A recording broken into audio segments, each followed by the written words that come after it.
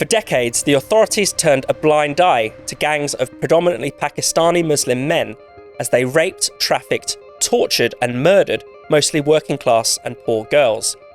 The rape gangs have been identified in over 50 British towns, the victims number in the thousands, spanning generations.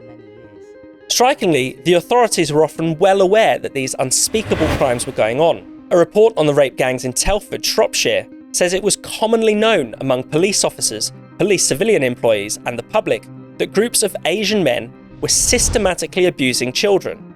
But time and again, those in charge of protecting those children refused to intervene, or worse, actively colluded to cover up the crimes for fears of sparking a race riot. Tellingly, the police often treated the victims of the rape gangs far more harshly than the rapists themselves. Young women in Rotherham complaining of sexual abuse were threatened with arrest for wasting police time. A Rotherham girl, known only as Child H, was 11 years old when she first reported her abuse to the police.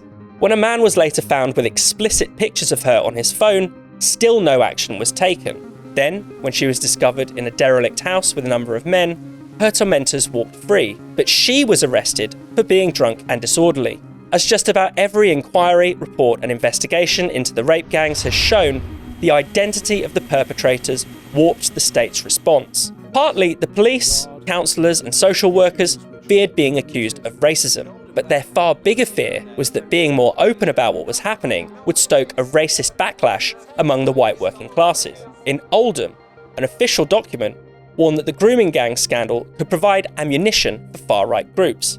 In Rotherham, a senior police officer warned the father of an abused teenager that the town would erupt if the rape gang's crimes became public knowledge. Alexis Jay's report into Rotherham talks of broad concern among the local authorities that the ethnic element could damage community cohesion.